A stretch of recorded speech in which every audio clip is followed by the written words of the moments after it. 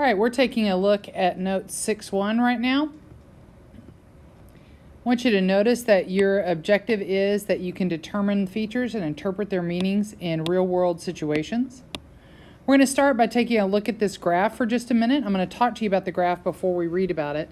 Basically, we have three kids. We have Amy, Brady, and Carl. Oh, that's not Brady, that's Brandy. And Carl. And each one is represented by one of these lines. What's happened is they start this distance away from home, and then they drive home, and this is how long it takes them to get home. And every single one of these kids is off at school, and we've tracked how long it takes them to get home. And when I say off at school, they're at college, and they're at 3 different colleges. All right, so reading the question, Amy, Brandy, and Carl attend 3 different colleges and are driving home for a visit. They decided to all leave at the same time from their respective schools. Respective schools means Amy left from her school, Brandy left from hers, and Carl left from his. The graph shows the relationship between their time spent driving and their distance from home. Their time spent driving and their distance from home tells you time driving and distance from home. It tells you what's on the X and Y axis.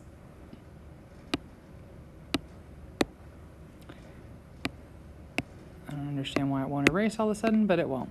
All right, there it is.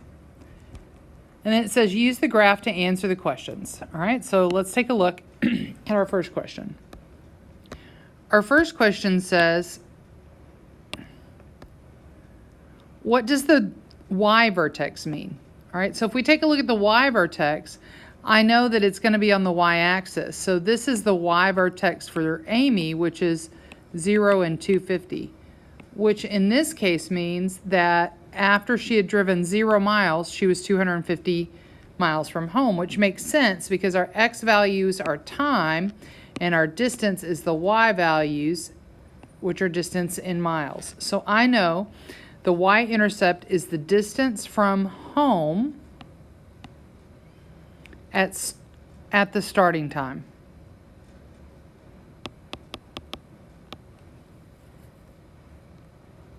That says, what does the x-intercept mean? Okay, so right here would be an x-intercept, and we know that that's 40. If you think about it, this is time, and then this is distance from home. So what we know is we know that the amount of time driving, it's the total amount of time driving when the distance is 0 miles.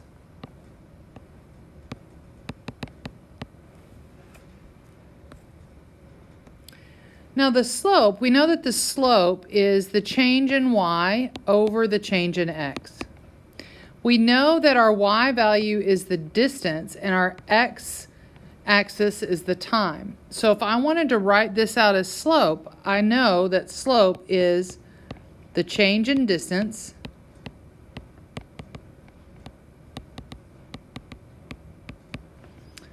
over time. So we know it's distance divided by time, or miles divided by time, which you should recognize from science as speed.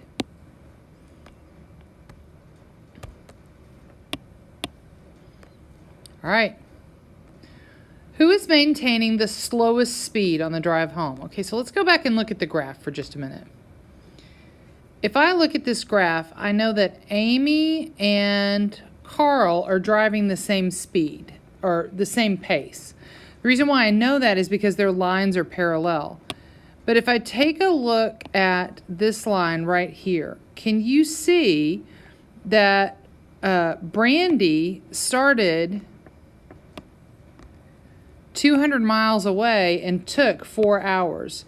So Brady had to be going a lot slower than Carl. So we know that Brady is the one that's driving the slowest. And that's because of the steepness of the line.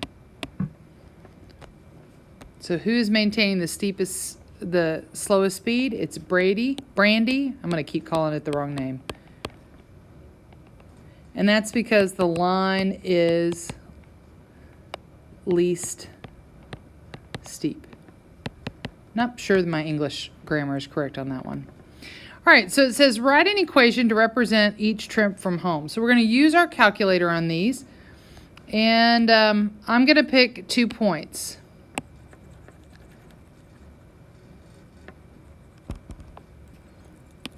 Okay, and I'm going to pick 2 points that make sense.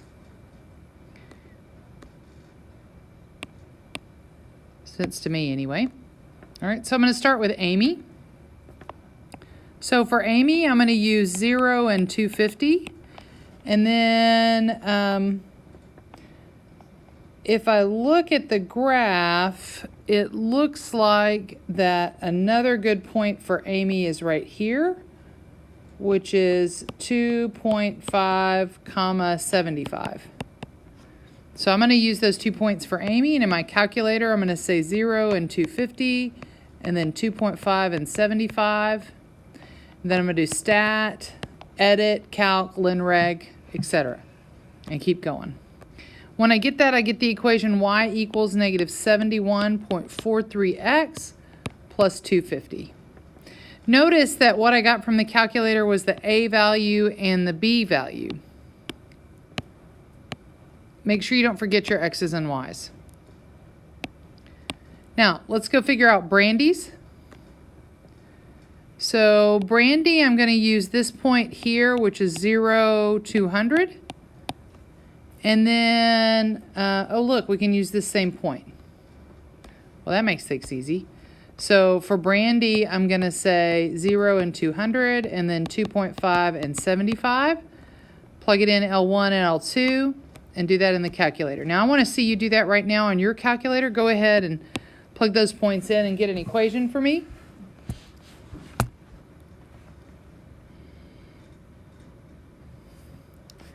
You should have gotten the equation y equals negative 50x plus 200.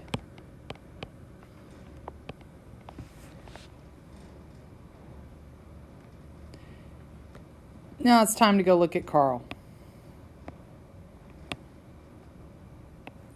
Carl is also at this point 0, 2. But we have this one. Now this point is going to be a little harder to estimate. Oh, that one looks like it's a good point. Maybe 1.75 and 75. So that works. So for Carl, I'm going to use 0 and 200, and then 1.75 and 75. I want you to go ahead and put that in your calculator and find the equation. And you should have gotten y equals negative 71.43x plus 200. Now, they want to know how long does it take for each person to arrive home? Okay, well, so this is the x-intercept is what they're talking about. How long does it take for them to arrive home? So we're going to go up and look at the x-intercepts real quick. Now I'm going to erase out some of the stuff that's already there so it doesn't confuse us. So we have a nice clean image and picture to look at.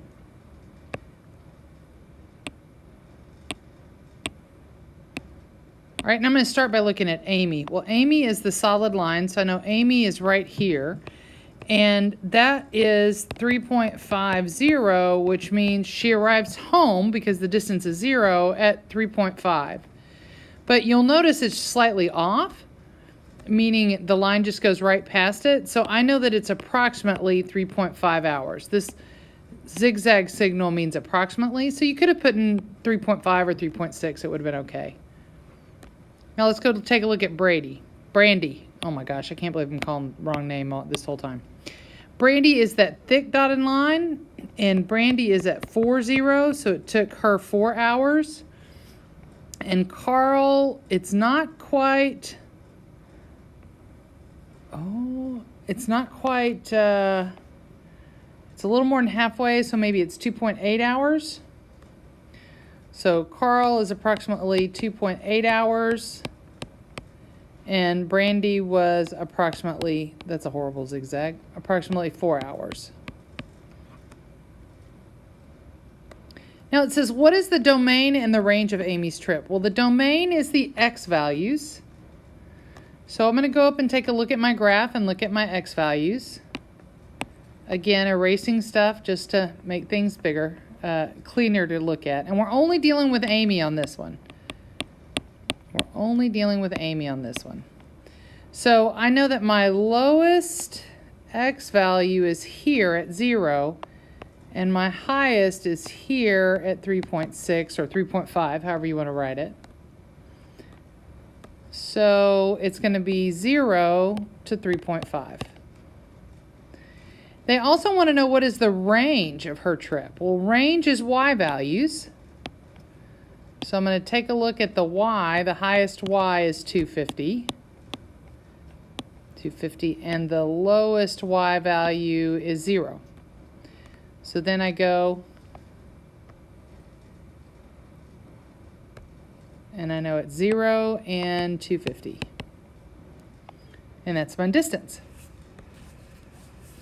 Now, it says at some point, Amy and Brandy were the same distance from home at the same time, and they want you to draw an arrow where that spot is. So where is it that they cross? Where is it that they're equal, that they're at the same place at the same time? Well, same place on the graph. It's right there, so that's the arrow. So that point is at 2.5 hours, and so 2.5 hours, and I go back and look here, and that's 75 miles from home. So at 75 miles from home, they're both have been driving the same hours, same number of hours. So what time are they the same distance from home? Well, that was 2.5 hours. And then they want to know what is that distance? And the answer is 75 miles.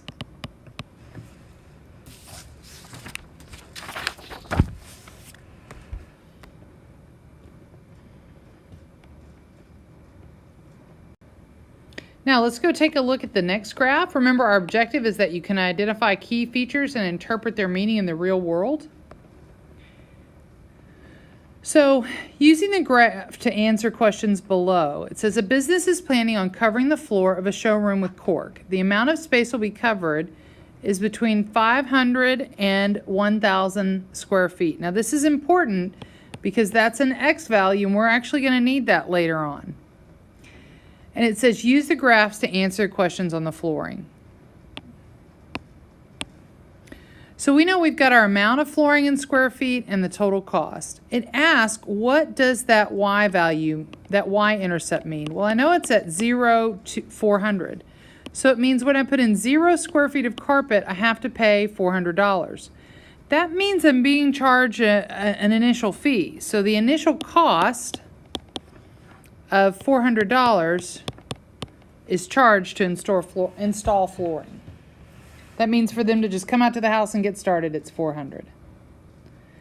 They want to know, what does the slope mean? Well, we know the slope is the change in Y over the change in X. If you look at the graph, the Y value is cost and the X is amount of flooring. So that means the slope is the cost. Hold on.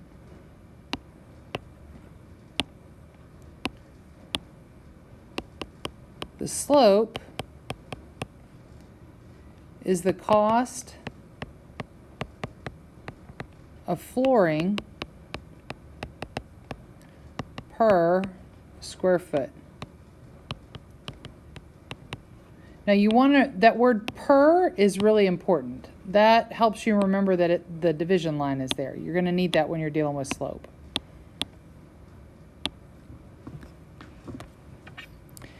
Now it says use an equation that represents this situation. So we need to find 2 points. Okay, so for me the 2 points is easy. I've got the point 0,4 already marked, and then this is 80, and let's see, that's 80, and if I go back to the x's, that's going to be 8,700.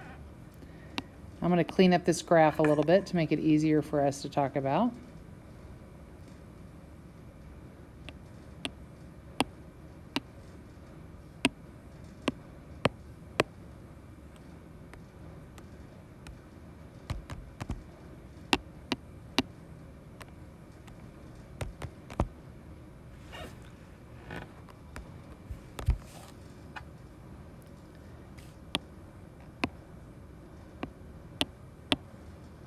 All right, so in my calculator, I'm going to type in 0 and 400, and then 80 and 700, and then I'm going to do stat calc len reg. And the equation I'm going to get is y equals 3.75x plus 400. Now remember, if it asks us what does f of 80 equals 700 mean, we know that that 80 is where the x value is, and we know that that's square feet. So that means to install 80 square feet of cork flooring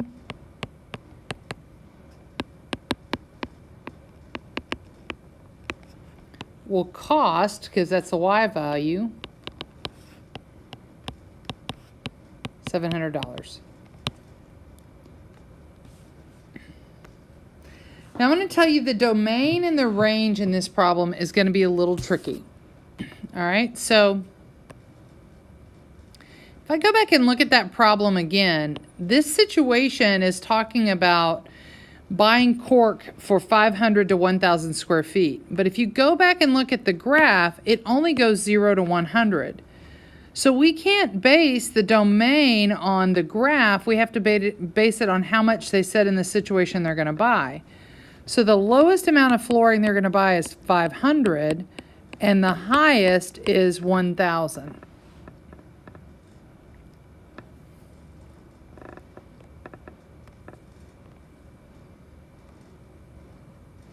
Now, in class, your teacher told you how to use the calculator and table ask. So I don't have a calculator that I can project, so we're going to do it through substitution, which is where we just plug it in. So if I want to know the low y value and I know the low x value, all I have to do is plug it in. So I say y equals 3.75 times 500 plus 400, and what you get for that is 2,275. And then if I want to know the high range, then I say 3.75 times 1,000 plus 400, and I get 4,150. That means my range is 2,275 less than or equal to y, less than or equal to 4,150. Now this next part, the answers are going to vary. Which one of these key features that we're asking you to interpret is easy? And then which one is harder, and why do you think that? So you need to spend a couple of minutes writing that answer real quick for me. And you need to do that. I'm going to give you 1 minute. Start writing now. Answer what's easy and what's hard. 1 minute, starting now.